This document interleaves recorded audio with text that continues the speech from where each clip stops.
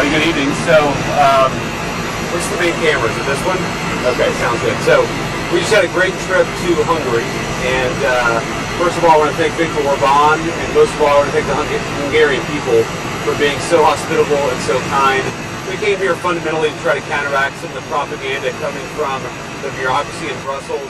I've never seen something like it, where you have the bureaucracy of the EU trying to impose costs on the Hungarian people in order to sway the result of an election. I think that's absurd. The president thinks it's absurd. Viktor obviously has the president's full support, my full support, and we wish him and the Hungarian people the best. So I'm sad to leave, but excited to get back home. So let me just say, given you guys are going to ask about Iran, let me just say a few things actually. So number one, I think it's very important for the American media to be honest with the American people on this particular issue, because it affects not just, you know, the normal issues of public policy. It actually affects peace and war. And here's what I mean. So in the past couple of days, I've seen a lot of reporting from the American media about the 10-point proposal that the Iranians have made. Now, as I know, because I've been involved in this, there are 3 different 10-point proposals at least that I've seen floating around. The first 10-point proposal was something that was submitted, and we think frankly was probably written by ChatGPT, that was submitted to Steve Witkoff and Jared Kushner. That immediately went in the garbage and was rejected. There was a second 10-point proposal that was much more reasonable, that was based on some back and forth between us, between the Pakistanis and between the Iranians. That is the 10-point proposal that the president was referencing in his tweet yesterday. And then frankly, I've seen a third 10-point proposal that's even more maximalist than the first 10-point proposal that's been floating around various social media channels. Now, here's what's interesting about all this, is that I've seen various organs, the New York Times, CNN, others, pick up and run the original 10-point proposal based on little more than a random Yahoo in Iran submitting it to public access television in the country of Iran, and then them saying that somehow represents the negotiating position of the government. It's the equivalent of somebody in, let's say, a Democratic councilman in Boise, Idaho, saying something crazy, the local public access TV picking up that crazy statement, and then the New York Times running that as the position of the President of the United States. It doesn't make an ounce of sense. What's happening on the ground in Iran is that you have clearly the position of the government, which is to negotiate with the United States of America. You have the position of the President of the United States, which is to send the negotiators to Pakistan and engage in this good faith negotiation.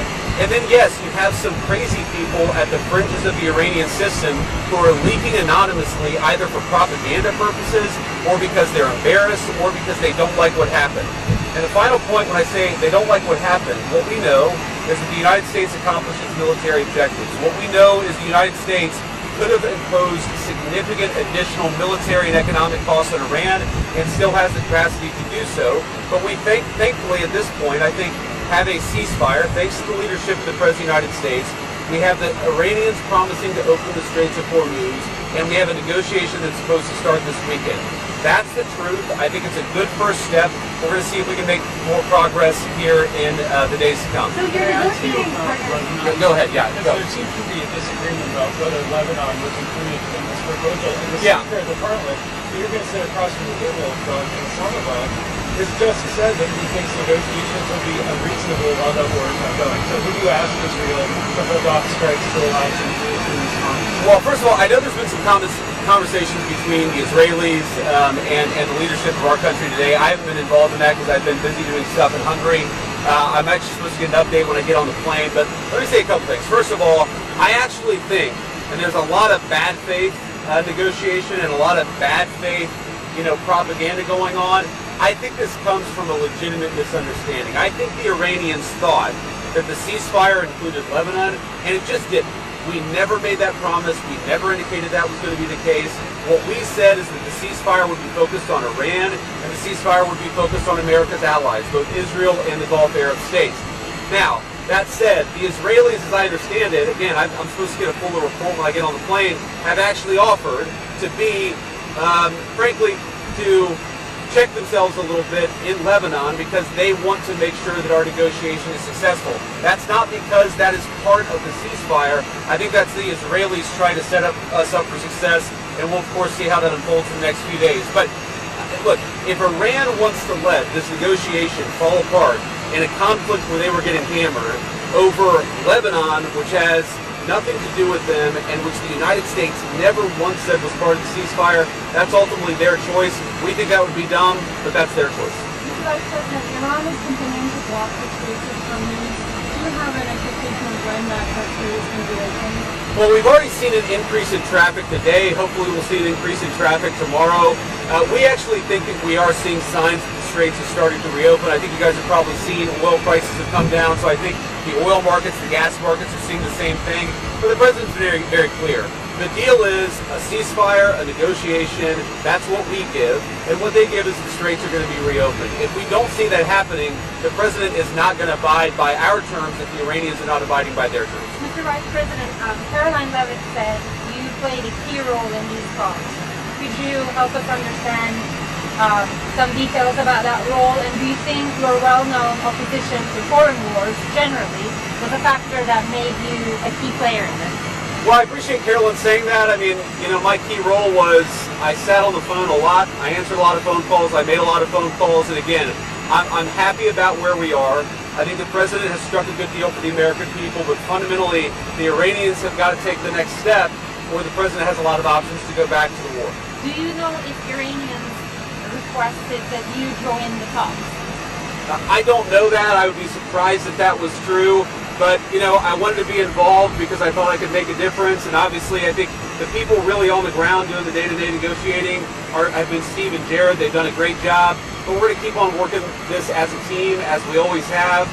You know, Pete's been very helpful with the various military elements of this. Marco's obviously been extremely involved.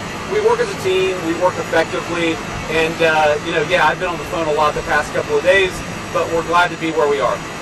Mr. Vice President, how is the United States accomplishing its stated objective of ensuring Iran doesn't have a nuclear weapon ever, but they still have highly enriched uranium?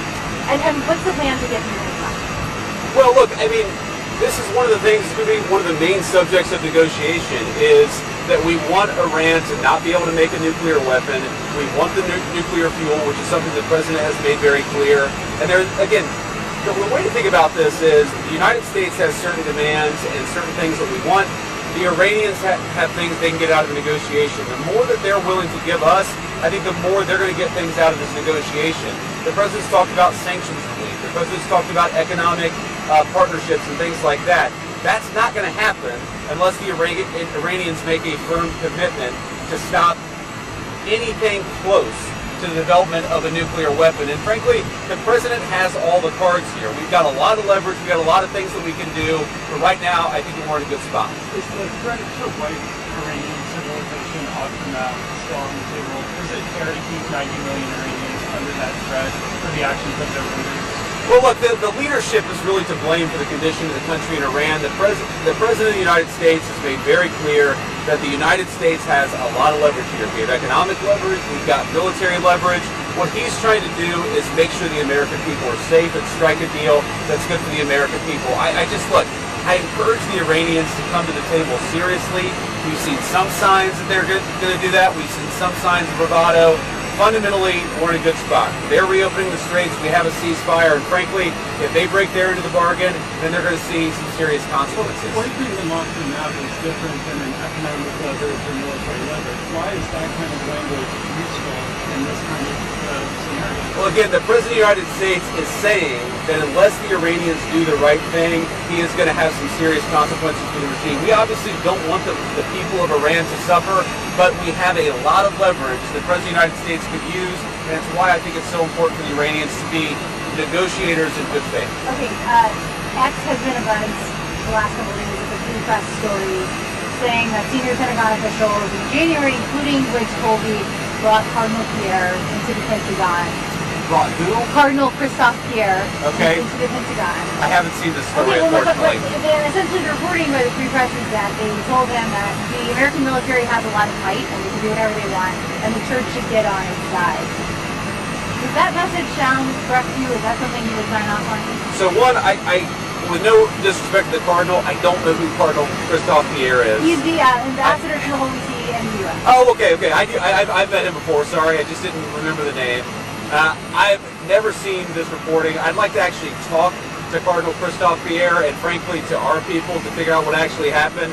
I think it's always a bad idea to offer an opinion on stories that are unconfirmed and uncorroborated, so I'm not going to do that. Mr. Eckhart, on the question of Iran's enriched uranium, do you see a scenario in which the administration may be willing to agree to allow Iran to continue enriching uranium for civilian nuclear purposes? Well, look, what the president has said is that we don't want Iran to have the capacity to build a nuclear weapon. The president's also said that we don't want Iran enriching towards a nuclear weapon, and we want Iran to give up the nuclear fuel. Those are going to be our demands during the negotiation, and again, we're going to see what the Iranians are willing to give up. If they make a good faith effort to actually give us the things that we need to have a successful negotiation for the security of the American people, I think there's a lot on the other end. If they don't give us what we need, then I think it's going to be bad, but I'm optimistic that the Iranians are going to be smart, that they're going to negotiate in good faith. And you're negotiating for Iran, and Kevin sort of asked about this already, but he essentially is saying that they're distrustful of the U.S. for, he tweeted out that 3 of the 10 points in the ceasefire framework have already been violated. They're distrustful of the U.S. What do you make of him tweeting that out before negotiating? So I thought it was interesting, actually, because I did see that tweet from Galibov actually just a couple of minutes ago.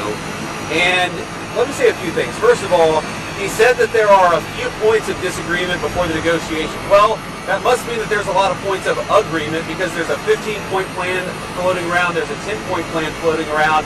If he's frustrated about 3 issues, that actually means that there's a lot of agreement. That's point number 1. Point number 2, to respond to each of those issues, and I read it very closely, let me just say this. I actually wonder how good he is at understanding English, because there are things that he said that frankly didn't make sense in the context of the negotiation that we've had. But to address the 3 points, first of all, he talked about an attack that allegedly happened on Iran and how that was a violation of the ceasefire. Ceasefires are always messy. An hour after the president announced the ceasefire, the Iranians launched a bunch of missiles. Then the Israelis responded. Then some of the Gulf Arab states responded. This is the nature of a ceasefire. No ceasefire ever goes without a little bit of choppiness. What we have been very clear about is that we want to stop the bombing. We want our allies to stop the bombing, and we want the Iranians to do the same thing. We're seeing evidence that things are going in the right direction, but it's going to take a little time. The second thing Galibov said, which again I found fascinating, is he said, we refuse to give up the right to enrichment. And I thought to myself, you know what? My wife has the right to skydive. But she doesn't jump out of an airplane because she and I have an agreement that she's not going to do that because I don't want my wife jumping out of an airplane. We don't really concern ourselves with what they claim they have the right to do. We concern ourselves with what they actually do. And I think the president's been very clear on the enrichment question. Our position on that has not changed.